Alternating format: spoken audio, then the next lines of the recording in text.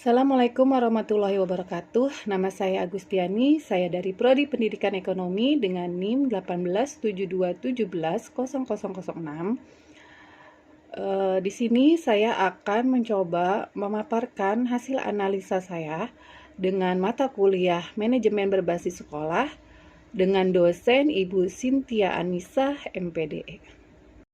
Dengan digulirnya Undang-Undang Nomor 32 Tahun 2004 tentang pemerintah daerah yang menitikberatkan pada kebijakan otonomi daerah, maka pola manajemen berbasis sekolah merupakan pola yang paling relevan dengan kebutuhan dan tuntutan otonomi. Manajemen berbasis sekolah itu sendiri merupakan sebuah modal pengelolaan pendidikan yang memberikan otonomi atau fleksibilitas kepada kepala sekolah dalam membuat aturan atau kebijakannya sendiri.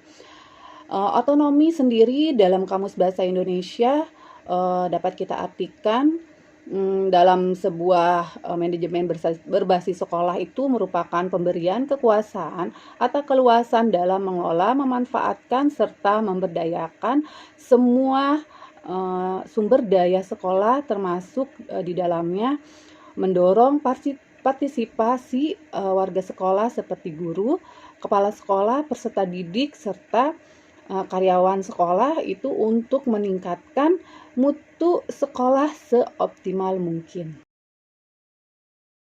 Format manajemen berbasis sekolah merupakan jalan masuk terdekat menuju peningkatan mutu yang relevan.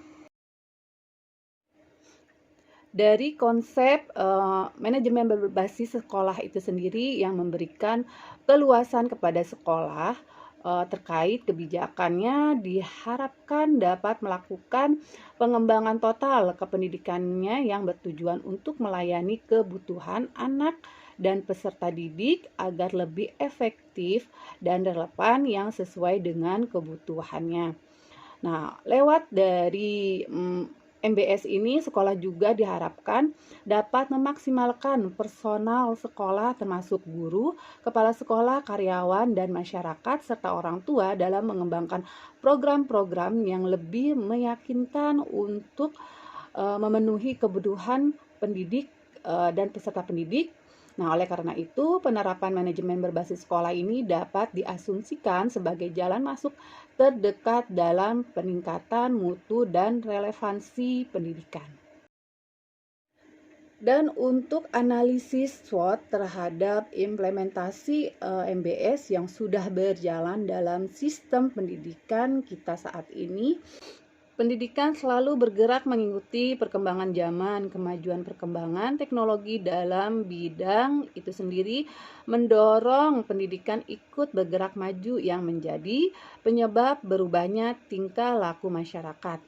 Nah, dalam pihak sekolah selaku penyelenggara pendidikan tentunya juga harus ikut bergerak dalam dan lebih terbuka terhadap keadaan baru dengan menerapkan konsep-konsep baru yang lebih sesuai dengan perkembangan keadaan yang terjadi. Salah satunya itu konsep yang diperkenalkan dalam manajemen sekolah itu adalah analisis SWOT. Yang di sini pertama ada analisis strength, kekuatan. Dari tujuan adanya penerapan manajemen berbasis sekolah ini adalah leluasnya sekolah dalam mengatur dan membuat kebijakan dalam sekolahnya dalam upaya mendukung dan meningkatkan mutu pendidikan peserta didik yang ada di sekolahnya.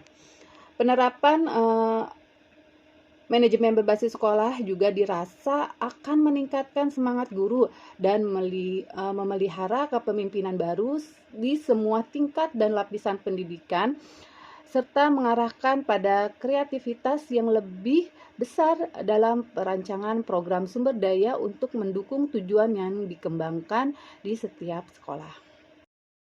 Dan selanjutnya ada weakness atau kelemahan.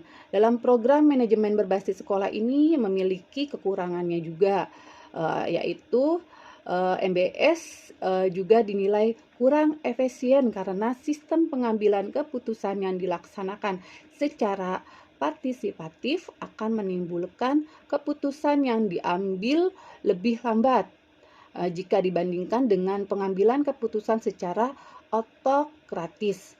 Nah, dari kelemahan ini, penerapan manajemen berbasis sekolah ini sangat sulit ya untuk melakukan koordinasi yang efektif dan efisien antara anggota sekolah dikarenakan penerapan MBS yang tentu mencakup kegiatan yang beragam, tentunya menjadi sehingga jika komunikasi dan koordinasi tidak berjalan efektif dan efisien, nah bisa menjadikan program tersebut akan berjalan sendiri-sendiri dan berakibatkan pada jauhnya dari tujuan awal yang ingin dicapai oleh sekolah.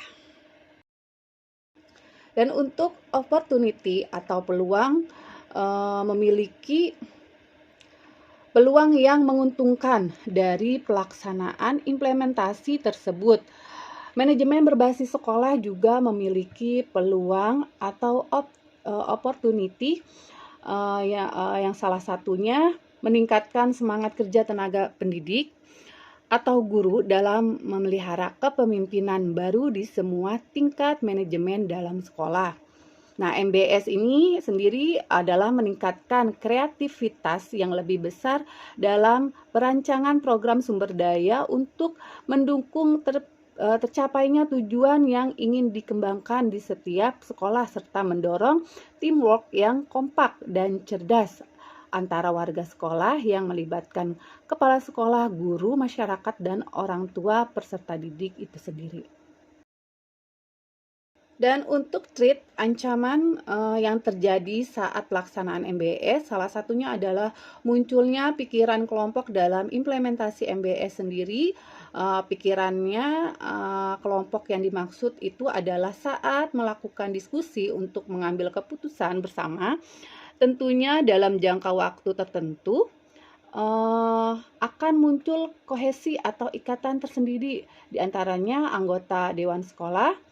Kohesi itu selain memunculkan dampak positif, karena para anggota dewan sekolah akan saling mendukung dan juga memunculkan dampak negatif yang membuat anggota dewan sekolah terlalu kompromis dan memunculkan rasa tidak enak dalam memunculkan pendapat baru yang kemungkinan akan bertentangan dengan pendapat anggota lain.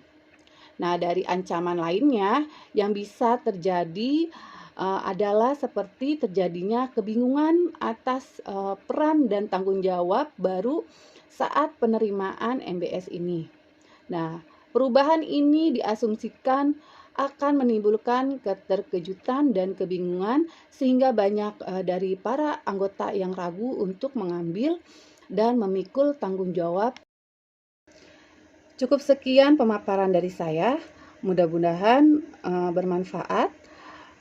Kurang lebihnya saya mohon maaf dan saya akhiri wabillahi taufik wal hidayah. Assalamualaikum warahmatullahi wabarakatuh.